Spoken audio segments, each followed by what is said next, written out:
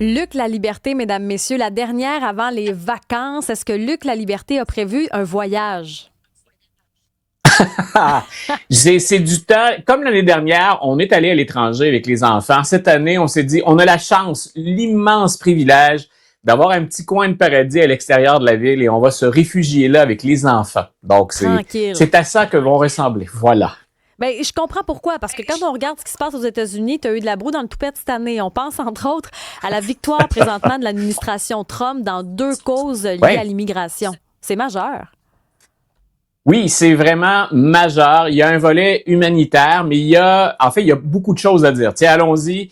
Les deux causes, c'est que certains réfugiés bénéficiaient ou certains migrants bénéficiaient de ce qu'on appelle du statut de protection temporaire. C'est-à-dire que ces gens-là avaient quitté des pays qui étaient en guerre ou des pays où la situation politique était très difficile, ou encore on partait d'un pays parce qu'il y avait une catastrophe naturelle, on migrait vers les États-Unis où le temps qu'on régularise notre situation, on pouvait vivre légalement et travailler légalement. Ça fait des années et des années qu'on procédait de la sorte, puis l'administration Trump, qui, on se rappelle, a fait la campagne électorale en disant qu'on allait être intraitable sur la question de l'immigration. Donc, on a porté cette cause devant la Cour suprême, cette pratique, et la Cour suprême a reconnu que l'administration Trump avait raison. Ça touche quelque chose comme plus de 300 000 Haïtiens. Ce sont des milliers de Syriens également qui sont touchés. Et au total, ça pourrait s'appliquer à d'autres communautés comme des Vénézuéliens. Je ne sais pas si on va oser en parler maintenant avec ce qui se passe au Venezuela. Mais donc, c'est potentiellement 1 million de personnes. Et c'est remarquable. Donc, ça a été tranché. Les 6 conservateurs ont voté ensemble à la Cour suprême. Sur les 9 juges, il en reste 3 progressistes. Ils ont voté contre la mesure et ils ont fait valoir un certain nombre de choses. Donc, au final, victoire pour l'administration dans ce dossier, mais beaucoup de critiques. Puis on attend aussi dans les sondages ce que ça va donner. Parce qu'autant Donald Trump a dit « je vais être dur sur l'immigration », ce qu'on constate dans les sondages, c'est que c'était pas tout à fait ce à quoi s'attendaient de très nombreux Américains, incluant des hispanophones qui avaient voté pour Donald Trump. Donc, Comment c'est qu'est-ce qu'on fait possible? valoir? Comment c'est possible qu'ils Pardon? s'attendaient pas? Comment c'est possible qu'ils s'attendent pas à ça? Il me semble qu'il avait été clair dans ses intentions. Les moyens utilisés, entre autres, le recours à ICE pour aller traquer des migrants. Et on s'est rendu compte des méthodes qui étaient utilisées, de la violation de certains droits, puis bien sûr de ces 2 décès là, qui sont survenus à la suite d'interventions qui étaient musclées, controversées. Puis on se rend compte également dans les cas dont je suis en train de parler, donc le cas de l'immigration, que on est souvent soit à la limite de la légalité en infraction ou qu'on va devant les tribunaux. Donc, en même temps, tu fais bien de le souligner. On a ce pourquoi on a voté. Donald Trump n'a jamais fait de cachette de ça. Et les juges sont venus valider sur ce dossier-là et un autre son interprétation finalement de la loi.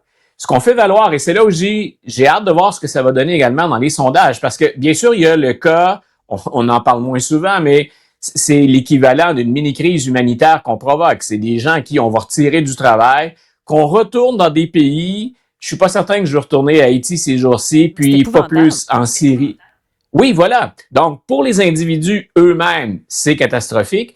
Et aux États-Unis, en mettant ça, le cas de figure extrême, 1 million de personnes qu'on retire du marché, ce sont des travailleurs, c'est une des critiques de la population américaine avec cet exil forcé de migrants illégaux souvent, ou dans ce cas-ci, de migrants dont on change l'interprétation de la protection temporaire, c'est que ça a créé à certains endroits un problème de main-d'œuvre.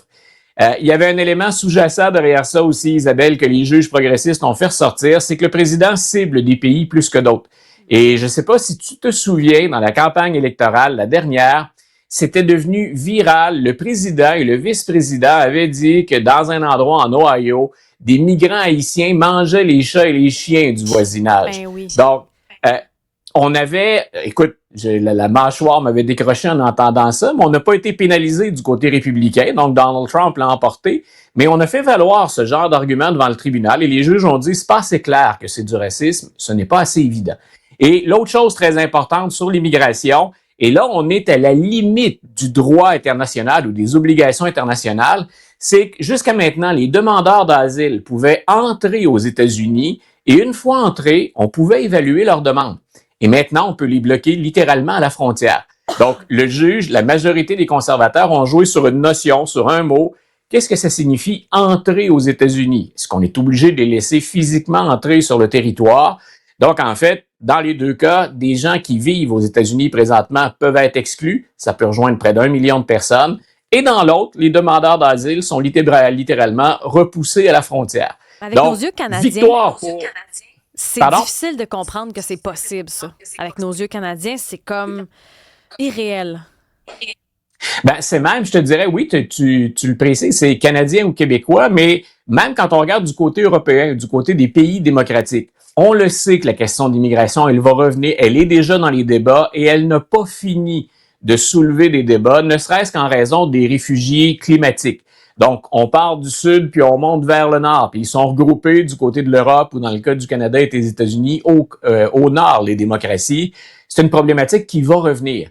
Et Donald Trump a dit, puis en même temps, tiens, en passant, ce que la Cour suprême a déterminé, c'est que le président pouvait décider de ça. Donc, il y aura un après-Trump un jour, c'est plus lui qui sera le président.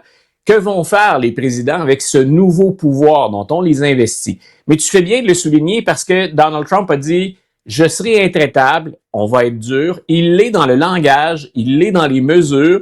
Puis en même temps, on voit que ça soulève malgré tout des controverses. Même parmi ceux qui ont voté pour lui, on ne pensait pas qu'il irait aussi loin que ça. J'ai toujours dit en classe, quand j'enseignais, que les États-Unis, c'est un formidable laboratoire pour nous parce qu'ils essaient tout, souvent à l'extrême.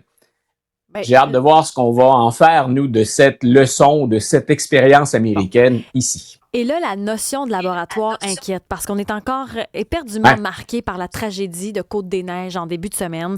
Ça va prendre plusieurs semaines, là, je pense, avant d'arrêter d'être touché par ça. Ça a été épouvantable. Puis quand on regarde la décision sur le port d'armes aux États-Unis, ça nous inquiète. Décision sur le port d'armes, une nouvelle fois, la Cour suprême y est allée, mais en guillemets, c'est normal. C'est quand un président est conservateur, républicain et très conservateur, il y va de nominations qui sont conservatrices et les 6 conservateurs sont parmi les juges les plus conservateurs du dernier demi-siècle d'histoire des États-Unis. Et à Hawaï, on voulait tenter d'encadrer le port d'armes. Donc, et à Hawaï, on se disait, c'est très difficile là, de contourner le deuxième amendement. Que peut-on faire? Et à Hawaï, on a dit, OK, on va interdire le port d'armes dans des propriétés privées, même des propriétés privées ouvertes au public. Donc, on a dit, vous entrez là, vous ne pouvez pas entrer avec vos armes. Et la Cour suprême a dit non.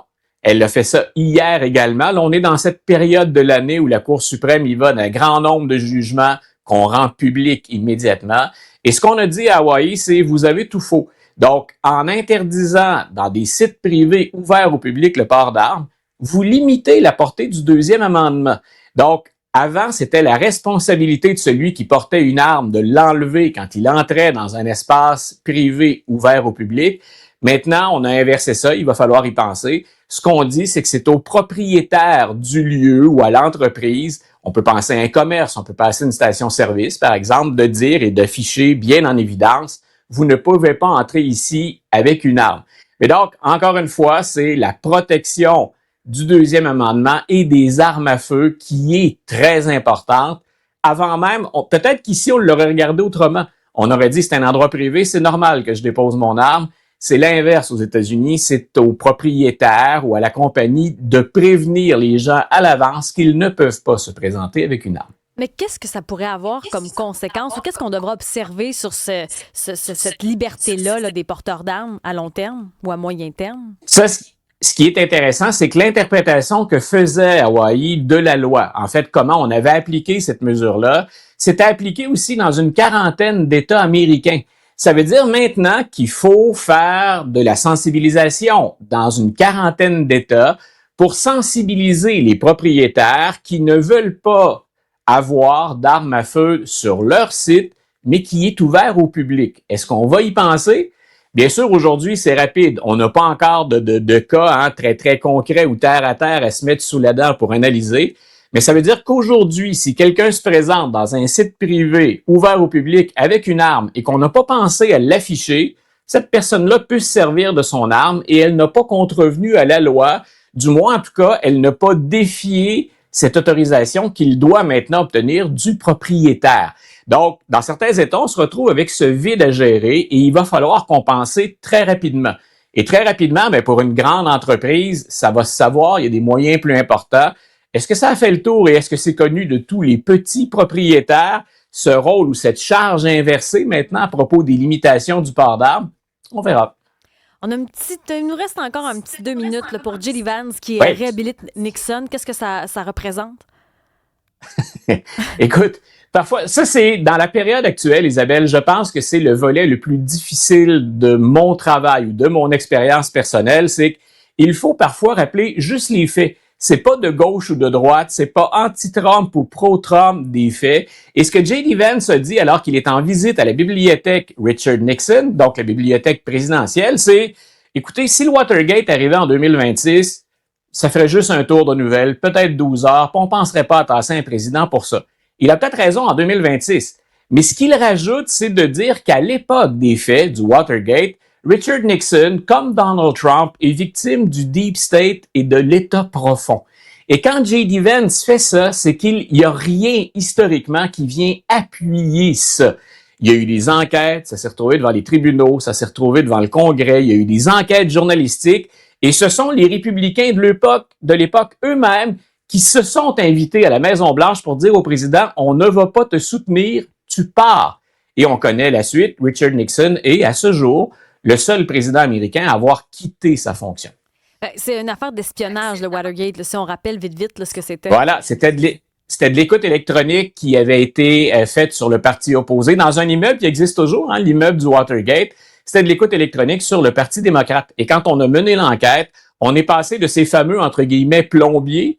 Ils s'étaient présentés comme ça dans l'immeuble. Mais donc, on a remonté la pyramide des gens du terrain jusqu'au président lui-même. Et pour ceux qui se souviennent un petit peu des événements, on avait demandé à Richard Nixon de produire les bandes enregistrées à la Maison-Blanche parce que Nixon enregistrait presque toutes les conversations qui se déroulaient dans le bureau ovale et à la Maison-Blanche. Et c'est là où on s'est rendu compte, malheureusement, Isabelle, figure-toi, on les avait perdus. Et c'était de la faute de la secrétaire, pas du président lui-même. C'est comme par hasard. C'est vraiment... Il y a des choses comme ça hein, dans la vie. On peut rien y faire. Luc, la liberté, ça a été un plaisir. On te laisse aller pour quoi? Un bon 2 semaines? J'ai, oui, deux petites semaines en famille. On s'amuse avec les enfants, on en profite. Ben, bonnes vacances, profites-en bien. Pense pas à nous autres, mais on va t'attendre de pied ferme, par contre, dans 2 semaines. Ah, et je serai de retour pour mon plus grand bonheur. Je suis un peu égoïste. Il va y avoir du stock en 2 semaines et là, il va falloir faire des chroniques d'une demi-heure.